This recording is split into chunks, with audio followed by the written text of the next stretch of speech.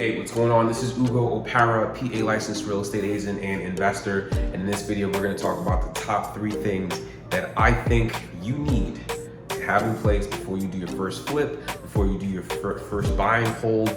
These are 3 things I think you need to have in place, or else you're going to have a bad time. French fry when you pizza, you're gonna have a bad time. Right? This is what I'm saying. I'm not a guru or nothing like that.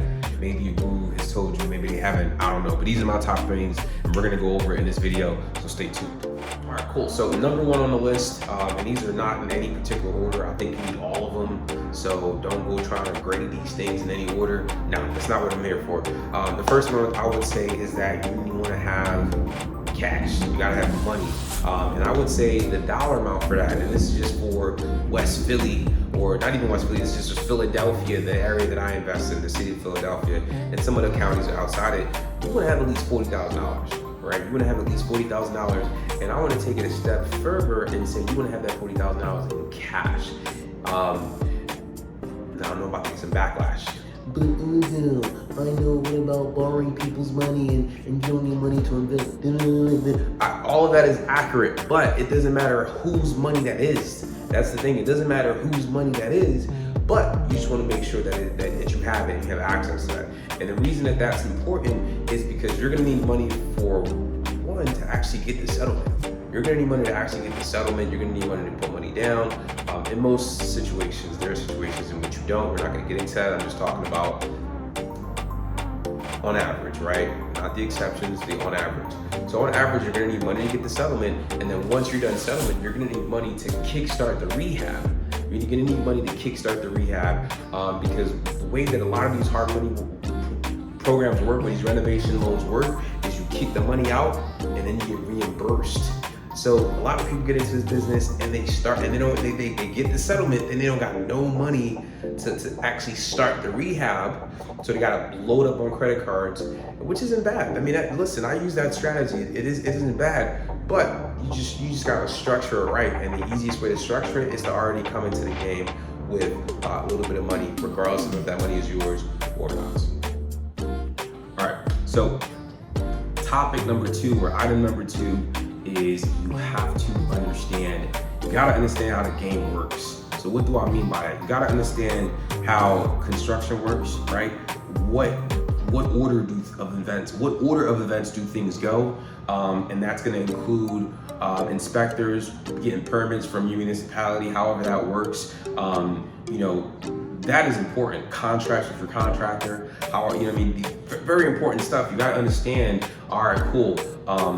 This goes first, this goes second, this goes third, then we have to wait because the municipality has to do their inspection. Once they inspect, then we go this, and then this, and then this, and then we wait for another inspection, and then this, and then this, and then this, another inspection, blah, blah, blah, blah, blah, blah, blah. How does your hard money, how does your lender work? What does your lender want to see or not see in order to get pictures? I mean, in order to get paid, in order to get reimbursed, right? One of the things that my lenders want to see is they don't climb up on the roofs. My lender does not.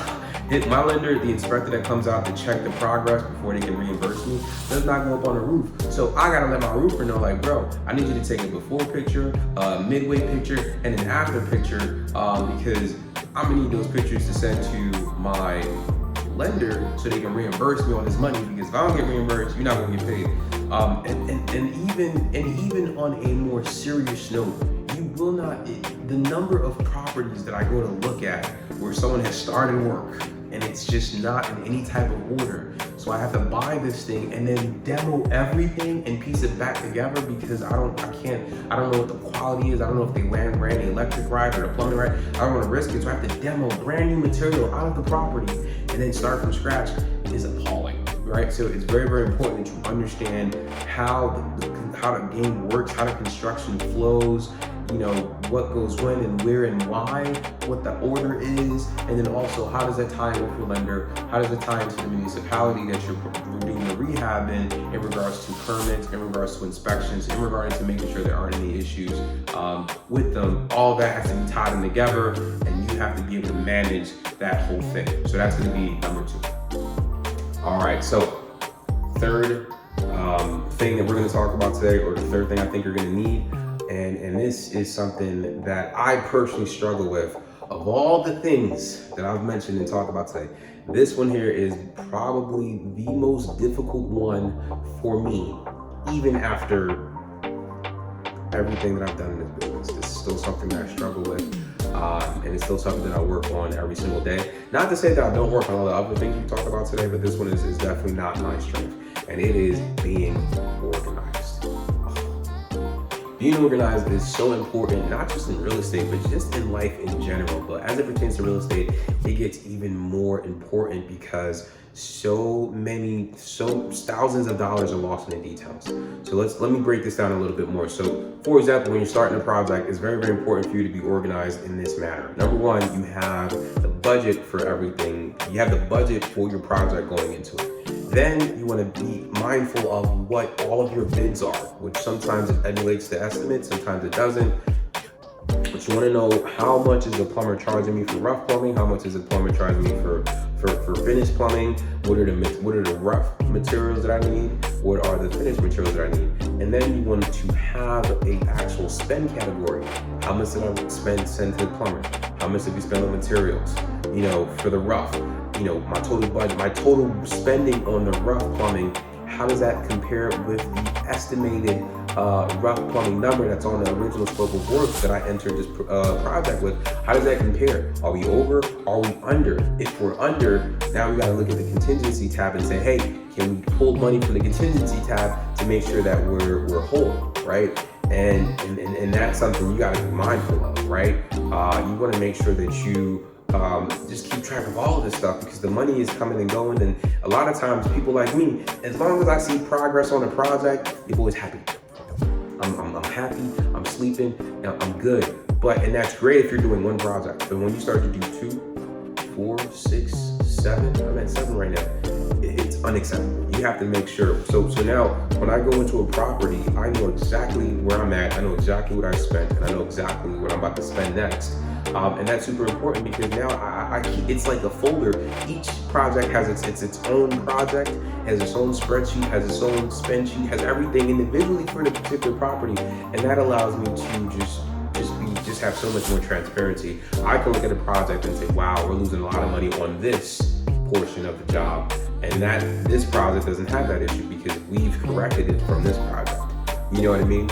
And it's just so important. And then when we start to talk about how do you grow your construction company, how do you grow your development company, being able to have these numbers in front of you and then seeing like, oh, okay, cool, we made 20,000 over there, we made 30 over here, we lost 10 over here, we made 40 over here, we made 80 over here. Now you're able to generate what's called a profit and loss statement. Now you're able to have things that go into your balance sheet. Now you're able to start just looking at your company like an actual company with metrics and things. And now you can look at those metrics and say, all right, cool, if we can improve this aspect of the business, this is how it's going to impact our bottom line, and this is how we're going to be able to grow as a company, as a business, as a developer, whatever your goals and aspirations are.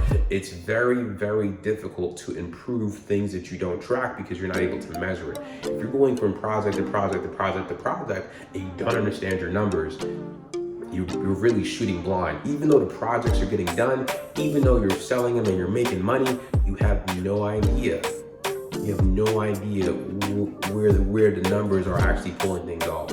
And I'll be honest with you, a lot of times, you know, when I look at what it's cost me money, it could be something that has nothing to do with numbers and more so what you're planning, right? You know, the property sat vacant for a week because you didn't order cabinets in time. You know what I mean? Or, you know, this roofer, you know, keeps telling you that, hey, they'll get the project on this, they'll get the roof done this week, and then they end up getting it done 2 weeks later, and you know you can't put insulation or drywall in the property because you keep waiting on this roofer. If you're losing 2 weeks on every project, and you have 6 projects going at the same time, the math says that month gotta go. It got to go. So anyways, that's it. That's all I got for you guys today. Let me know if these 3 things helped you. And honestly, I really want the smoke. So if you think that these 3 things are not relevant, drop it in the comment. I want to hear what the hell you're talking about. I would love to have a dialogue. Or if there are things that I missed, drop it in the comments as well. I want to hear everything.